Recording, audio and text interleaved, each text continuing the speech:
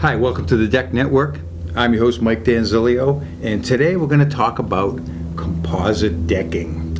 Now, composite decking's been around for a long time. Probably Trex came out with it in the early 90s, maybe 93.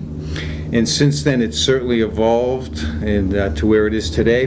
But because it's such a broad range of pricing and products, I have taken upon myself to break it up into two categories. We're going to call it budget composite and premium composite, and I'll explain why in a little bit. But let's first we're going to say that we only talk about the top 5 brands of decking: Trex, Timbertech, Fiberon, Evergrain, and AZEK, because they combined carry a 95% market share. So I just don't feel that it's necessary to even talk about anything that has less than 0.5% market share.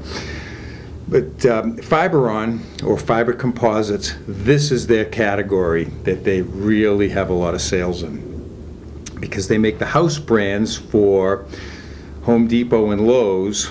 And the Home Depot brand, this one right here, is called Veranda. Fairly popular. Looks pretty nice when it's new.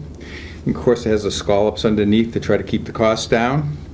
Has a wood embossing on it. Looks kind of nice. Comes in a few colors. People say all the time that when you put a screw a little too close to the end there, it just cracks. And that's because they put fillers in it to try to keep the cost down. It's not just wood, sawdust, or flour, as they call it. They put some fillers in it, and that's, I guess it costs less than wood for some reason, but it cracks. So then this is the one, this is called Choice Deck, that you'll find at Lowe's. It's a little more substantial. Again, it still has the scallops underneath. It looks like it's made the exact same way. When you really touch this product, you can really tell it has a real porous feel to it, and that's one of the drawbacks of the wood composites. But this is what they sell at Lowe's. And to wrap up the budget composites, this is Timbertech. Their Reliaboard comes in 2 colors, gray and cedar. This is what I think is the best product in this category. And the reason why I have the 2 categories, again, I said it because the prices were so varied on it. So we'll call the budget composites less than $2.20 per linear foot, and the premium composites at greater than $2.20. Of course, they're all much higher than that. They're all close to $2.75 a linear foot. So this product here, the Timbertech Reliaboard, has the same recipe or mixture as their premium composite. And so they have a little bit of an antimicrobial in it to keep it from getting the mold. And it does work, but nonetheless, in 2 years, you're going to see the little black spots on it. But the reason why these products have such a good sweet spot, and they're going to be around for a while, because you compare them to wood. Sometimes people will come into my office and they'll say they have a large deck, 2,500 square feet, and it's just too expensive to put the premium deckings on it.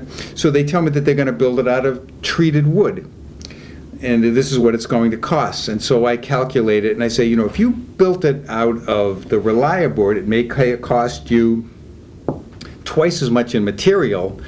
But if you have the original cost of the wood plus the cost of the maintenance, it'll far outweigh the cost of this product. And so then they usually, does make sense to people. And I've been telling people for many, many years, if you don't care what your deck looks like, just build it out of treated wood and don't touch it.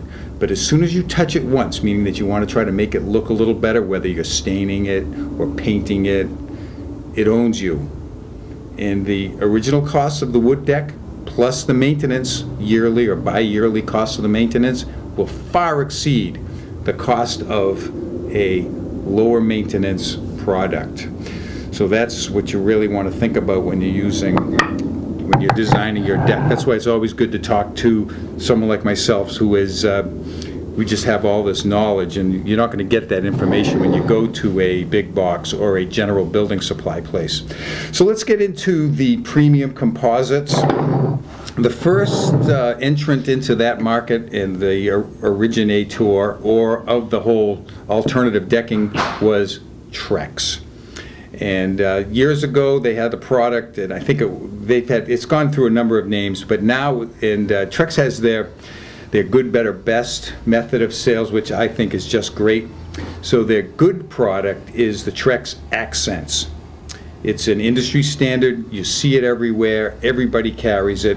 But it's a wood composite. It comes in 4 colors. This one in particular is the woodland brown. They have Madeira. They have Winchester gray in saddle. It comes in grooved and non-grooved, but it's a wood composite, so it does have some drawbacks. Let's go to the next one, which is the Evergrain Classics series. This product is probably about 8 years old, and it hasn't been revamped over time, so it's starting to get a little dated in its design. But what's different about this product is it's not extruded, it's molded. So it doesn't come out of an extruder, it pushes it out like you see the kids' toys, the Play-Dohs, and it pushes it out a little mold.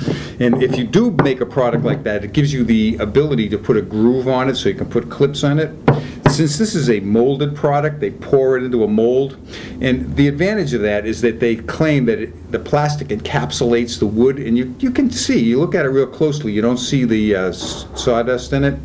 So they say that it keeps it from getting the wood composite mold, but I've seen many pictures of this stuff that the product just chips away over time. So that's certainly a drawback. But this is their classic series. I'm not sure how many colors that they have, but this one is the cedar, this one is their redwood, and this one is the weathered wood. I really liked it when it first came out, but other products have caught up and passed it. Timbertech has their premium composite, which they call their Twin Finish line. It's a nice product, looks good for a little while, a few years. It looks great when it's new. This one here is their gray, comes in grooved, non-grooved. This is their redwood color, and this one is their cedar color. As I stated earlier, they have a antimicrobial chemical that they put into it that resists the wood composite mold. Now, let me tell you a little bit about the mold. It comes from the air. It's a living, breathing, eating organism, and when it lands on your deck, it's hungry. So it starts to eat the organics or the wood, and it leaves the little black spots. And people say, well, how do you get rid of those? You use a pressure washer. No, you don't use a pressure washer. You'll certainly get the dirt off it with a pressure washer, but it's easier than pressure washing to get it off. You use a wood composite cleaner. You can get it in any home center, and you brush it on. It foams up a little bit, but it has like an antibacterial in it, and it like bleach. It has some bleach in it, so it will lighten it slightly, but it certainly will kill the black spots, but they will come back eventually. Now, the reason why I broke this up into 2 categories is because the budget composite still has a market. It goes up great against wood. But the premium composites, you may have heard me say this in the past, these products are obsolete. Now, obsolete's a strong word, but when you can buy a capped composite decking, in a less expensive capped composite decking, for instance, Timbertech has their Earthwood Evolutions Natural Series, which is about $3 a linear foot, and this product is probably $2.89 a linear foot. Why would you buy a product that's going to fade, stain, and mold when you can buy a product that has a 25-year guarantee against fading or staining? Well, it's not going to mold because the polyethylene cover on the capped composite decking is virtually non-porous, so you're not going to get, you can have mold land on it, but it's not going to grow because it has no place to thrive or eat. So I think that that's a pretty easy decision. It was something that's been I've been thinking about that for the last few years, but with the advent of some of these less expensive capped composite deckings, it's certainly worth looking at. That's it for composite decking. I've never been a big fan of it. I just don't like what happens to it over time.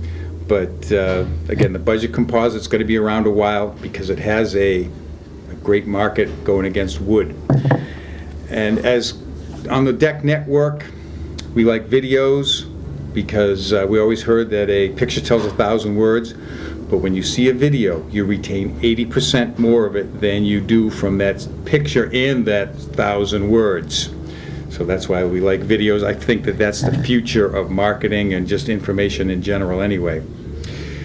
The deck network, we would like to have you on the deck network. If you like decks, if you're in the New York area, you can always write me at mike@thedecknetwork.com, and you can be on the show, or we can have you on the screen back here via Skype. If you have any questions, comments, and I get a lot of questions and comments, that's for sure, whether they come through the Deck Network website or through the Deck Network page on Facebook. It seems I get a lot of people contacting me through Facebook, and I think that that's somewhat interesting. So if you want to be on the show, just give me a call or write me. And as I usually say, have a great day and happy decking.